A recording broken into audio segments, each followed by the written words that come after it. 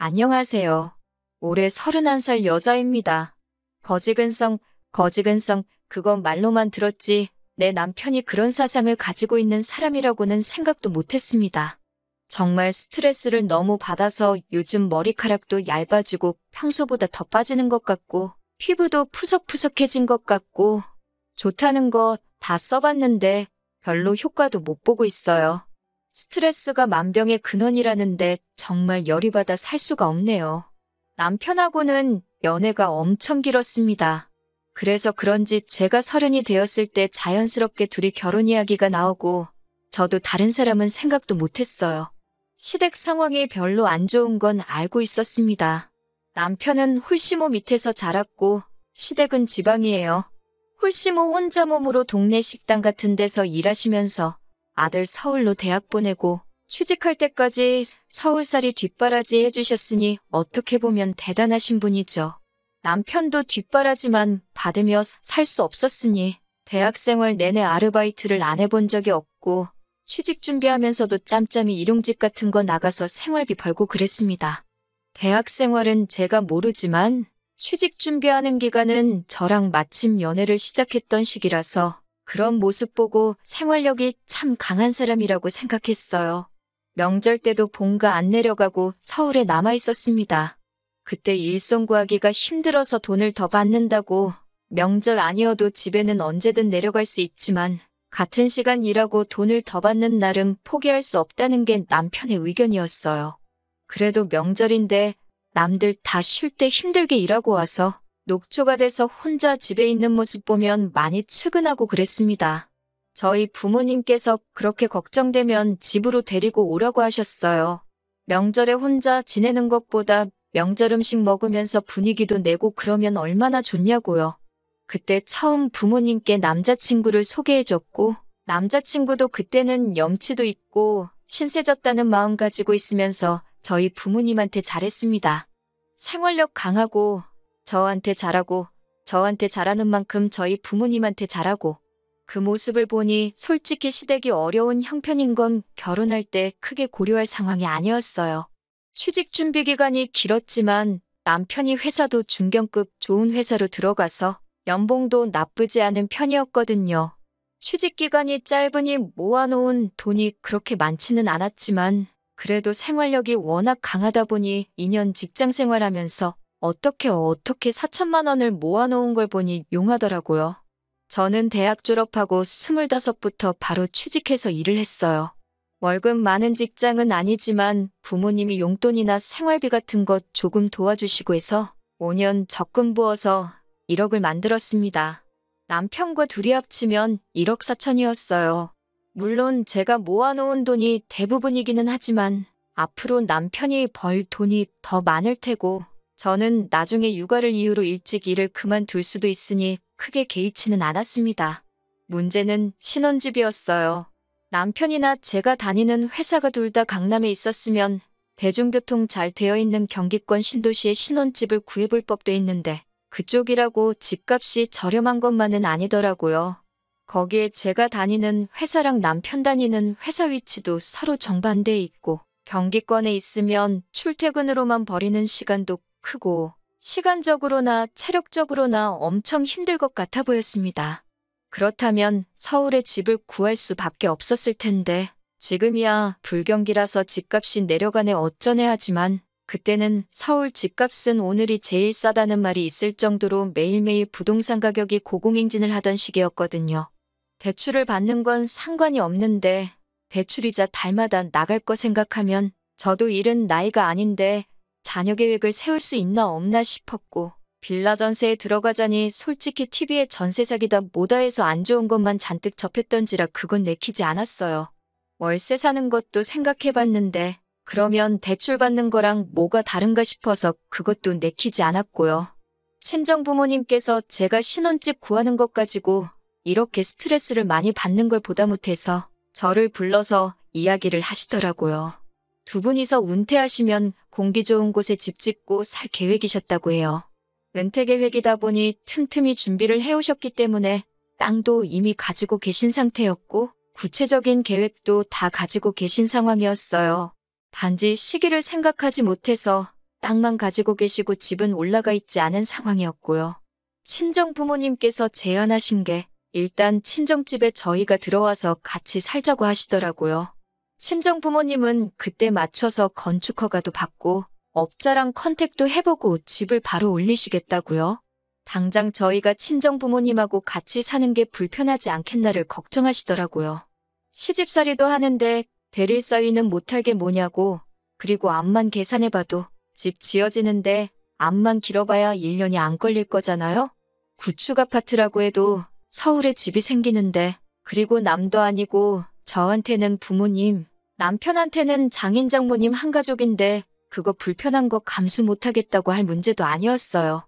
물론 부모님 집이 완공될 때까지 월세 사는 방법도 있는데 그 기간이 몇 년 걸릴 것도 아니고 문제 없다고 했습니다. 남편한테 신혼집 문제를 이렇게 하게 되겠다 이야기를 했는데 당연히 좋아하더라고요. 집이 해결되었는데 이제는 돈을 모으는 일밖에 안 남은 거잖아요. 대출 없이 시작한다고 생각하니 여유 자금도 훨씬 많아지고 자녀 계획 세우는데도 솔직히 제가 지불하는 거나 마찬가지니 남편 외벌이 시킨다고 해도 그렇게 눈치도 안 보였고요. 저희 결혼 날짜 맞춰서 친정부모님 은퇴 후 지내실 집도 토목공사가 시작되었어요. 그래도 은퇴 후 보낼 집인데 업체 선정하는데도 조금 꼼꼼하게 준비하느라 시간이 걸렸습니다. 그리고 공사가 시작되면서 저는 친정부모님한테 집을 증여받았고요. 제가 모아놓은 돈으로 증여세 다 냈고 명의는 제 이름으로 했습니다. 그런데 남편이 그 사실을 가지고 펄쩍 뛰더라고요. 결혼하기로 했는데 명의를 왜 공동명의로 하지 않았느냐고요. 그 부분에 대해서는 솔직히 남편이 서운해할 수 있는 부분이라고 생각은 했습니다. 그런데 아무리 생각해봐도 공동명의를 곧바로 하는 건 아니라고 생각했어요. 신혼집이 친정부모님이 사시던 집을 증여받은 것이고 증여세 또한 제가 여태껏 모아놓은 돈으로 다 해결을 했으니 일단은 제 명의로 해놓는 게 맞다고 생각했습니다. 공동명의로 바꾸는데 무슨 억만금이 드는 것도 아니고 연애를 길게 하기는 했지만 같이 살았던 건 아니었으니 부부간의 신뢰를 쌓아가고 시간이 지남에 따라 제가 남편에게 경제적으로 의지하게 될 날이 올 텐데 그때가 돼서 공동명의를 해도 늦지 않다고 생각했거든요. 남편이 그때 너무 서운해했어서 솔직히 조금 미안하기는 했지만 저는 그게 맞다고 생각했습니다. 그리고 남편도 자기 돈 얼마 들어가지 않은 거 알고 있으니 계속 우기지는 못했어요. 그 외에는 결혼 준비하는데 별다른 어려움은 없었습니다. 당초 계획한 대로 남편이 모아놓은 돈으로는 혼수를 새로 할까 하다가 오래된 아파트이기도 하고 그래서 친정부모님이 나가시면 그때 저희가 어디 한 달 정도 지낼 곳을 구해서 리모델링하고 인테리어를 싹 다 새로 하는 것도 좋겠다 싶어서 그 돈은 남겨두었어요. 그리고 예정된 대로 저희는 식을 올리게 되었고요. 신혼여행 다녀와서 은근 떨리기 시작했어요. 남편이 그동안 연애하면서도 저희 부모님한테 워낙 잘했기 때문에 같이 한 집에서 지내게 된 6개월에서 8개월 정도? 짧으면 짧고 길다면 긴 기간이지만 나름 재미있고 추억도 많이 생길 거라고 생각했거든요. 그런데 그렇게 친정부모님한테 삭삭하게 잘하던 남편이 말 그대로 돌변해버렸습니다. 퇴근하고 집에 있을 때, 밥 먹을 때 말고는 방 밖으로 나오지를 않더라고요. 문 닫아놓고 시위하는 것도 아니고 나 불편해 죽겠다 티를 팍팍 내고 다녔어요. 연애할 때 저희 집에 놀러오면 알아서 청소기도 한 번씩 돌리고 식사 준비하시는 어머니 근처에 가서 자기가 도와드릴 건 없냐고 묻던 싹싹한 모습은 온데간데 없었습니다. 이따금씩 저희 아버지와 반주도 같이 하고 장기나 바둑 같은 것도 같이 두면서 정말 집에 아들 하나 생긴 것처럼 잘하던 남편이 돌변해버린 거예요. 친정 부모님도 많이 당황해 하셨어요.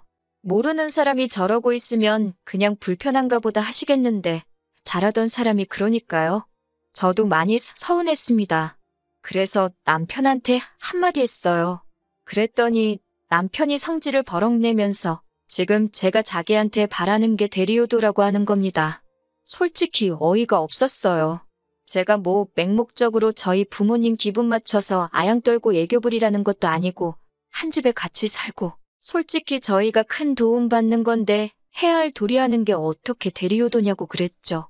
반대로 제가 같은 이유로 시집살이 하고 있으면 밥때만 빼꼼 나와서 차려준 밥 먹고 들어가고 당신처럼 불편한 티 팍팍 내고 있으면 나한테 안 서운할 거냐, 아무 말도 안 할 거냐 한마디 했죠.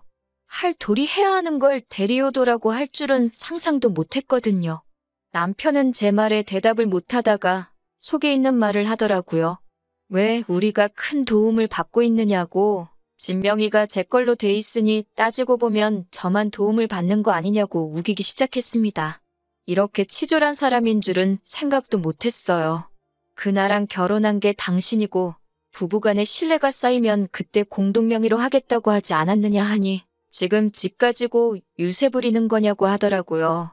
그러면 이 집 포기하겠다. 다시 부모님 명의로 돌려놓을 테니 둘이서 대출 갚아나가며 공동명의로 집 구해서 시작하자고 했습니다. 그러니까 그럴 필요는 또 뭐가 있냐고 하는 거예요. 당신 하는 행동이 딱 그거 아니냐고. 공동명의 해주기 전까지는 남처럼 지내겠다고 시위하는 거 아니냐 했습니다. 그러니 아무 말도 못하고 나중에 가서는 자기 생각이 짧았다고 숙이고 들어오더라고요. 그 뒤로 연애할 때 하던 것처럼 하는 건 아니지만 적어도 방문 쾅 닫아놓고 시위하듯 있지는 않았습니다. 중간중간 친정아버지 술상대도 해주고 집안일 같은 거 조금씩 도와주고 하면서 딱 할 만큼만 하더라고요. 약간 엎드려 절 받는 기분이 들기도 했는데 그래도 친정부모님이 조금 안심한 듯 보여서 저도 길게 말은 안 했습니다.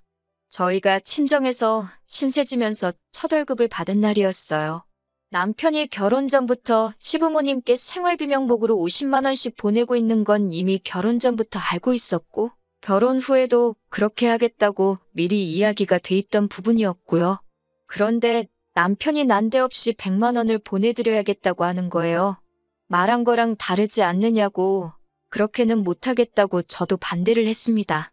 그랬더니 남편이 자기가 계산서를 들이밀면서 저희가 한 달 친정에서 지내면서 배달음식 시켜 먹은 금액하고 한번 부모님 모시고 같이 고기 먹으러 다녀온 것, 친정어머니랑 같이 장보고 와서 제가 계산한 것 등등 해가지고 금액을 싹 다 적어놨더라고요.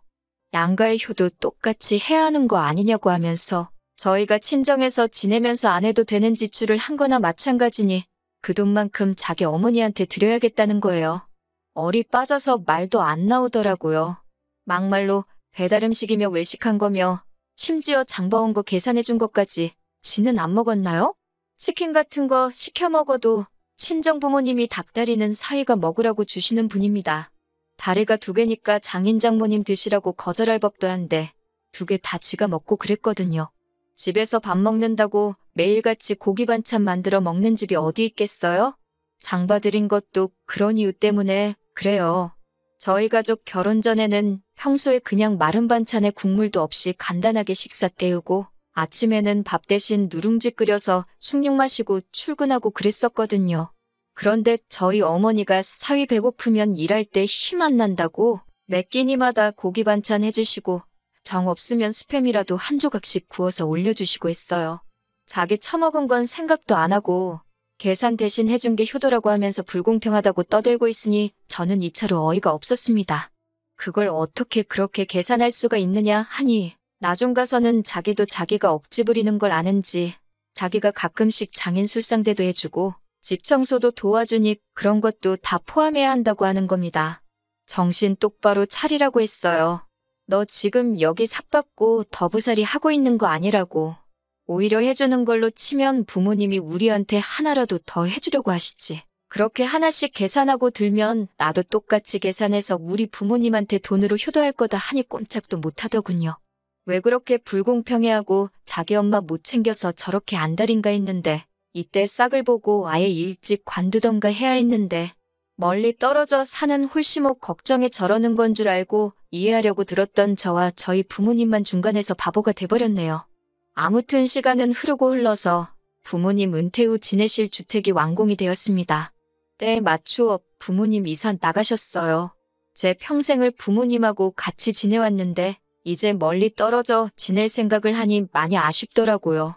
차로 2시간이면 보지 않느냐고. 그리고 2분 완전히 은퇴하신 거라 당신들이 오셔도 된다고. 남는 게 시간이라고 하시면서 걱정하지 말라고 하셨습니다.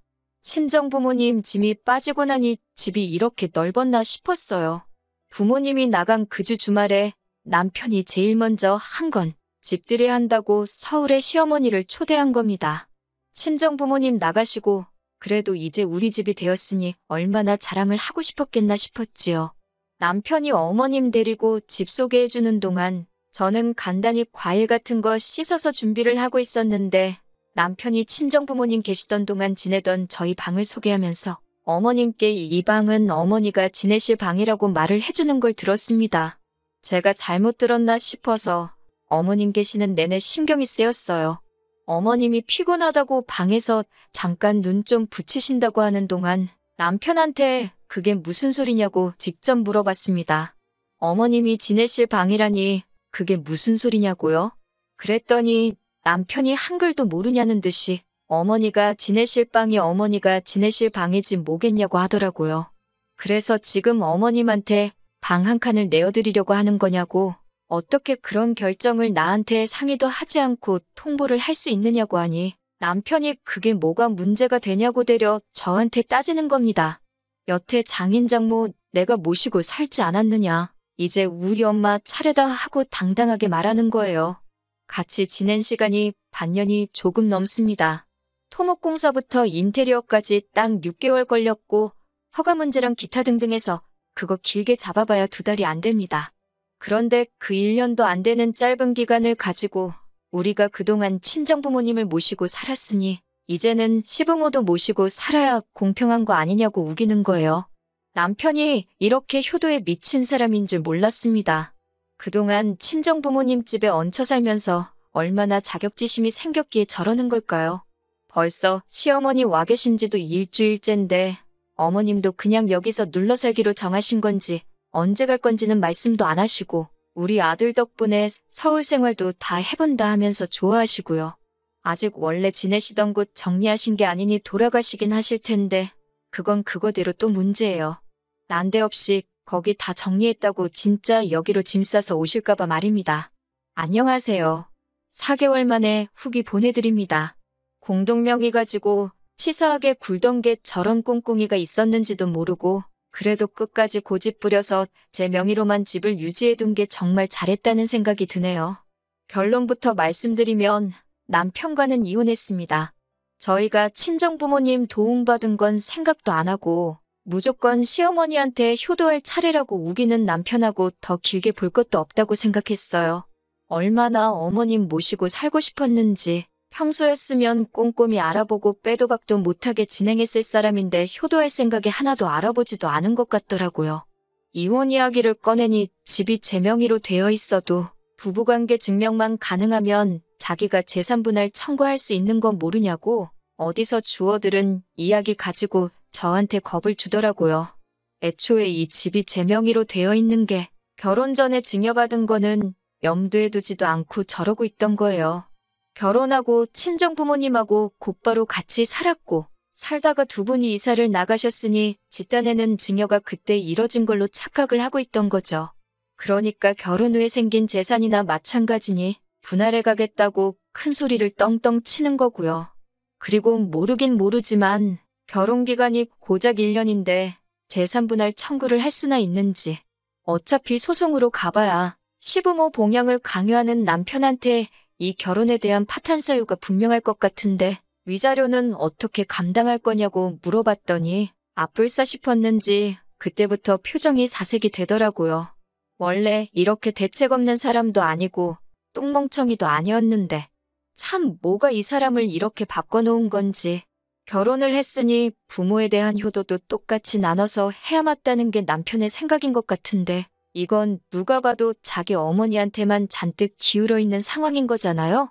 나중 가서는 시어머니 혼자 계시니까 장인 장모님한테 하는 것만큼 두 명치의 효도를 해야지 공평한 거 아니냐고 하는데 저는 솔직히 남편이 고집 그만 부리고 어머님은 어머님대로 친정부모님은 친정부모님대로 그리고 또 우리는 우리대로 행복하자 하고 부모님께 효도는 딱 남들 하는 만큼의 도리만 하자고 했으면 용서해줬을지도 몰라요. 그런데 친정 부모님한테 신세는 있는 대로 져놓고서는 혼자 자격지심에 시어머니한테만 효도해야 한다고 하는 저게 저는 이해가 도통 안 된다는 말이죠. 결국 의견을 좁히지 못하고 남편하고는 이혼하게 되었습니다. 이제 와서 갑자기 효도가 하고 싶다면 말리지 않는다고요. 그런데 혼자 하라고 했습니다. 제가 친정 부모님한테 싹싹하게 좀 해달라고 했을 때 대리효도 시키지 말라고 하지 않았느냐고. 우리 문제는 이혼을 하지 않는 이상은 해결되지 않을 문제인 것 같다고요. 결국 효자 남편은 저보다 홀시어머니를 택했네요. 그런데 웃긴 건 시어머니는 아직도 서울에 안 오시고 지방에 혼자 계십니다. 자기 때문에 아들이 이혼했다 죄책감에 그러시는 건지 아니면 대학교 갔을 때부터 혼자 지내던 아들 뒷바라지를 이제 와서 다시 시작하려니 번거로워서 그러시는 건지 그건 아무도 모르지요. 하지만 하나 확실한 건 자기 부모님만 소중하다고 생각한 남편은 모든 걸 잃고 저렇게 혼자가 되었다는 사실입니다. 언젠가 이혼하게 되었을 텐데 괜히 저도 공동명의니 뭐니 제3분할이니 이런 거 신경 쓸 필요 없을 때 빠르게 결단해서 빠르게 이혼해버린 게 참 잘한 일이라고 생각해요.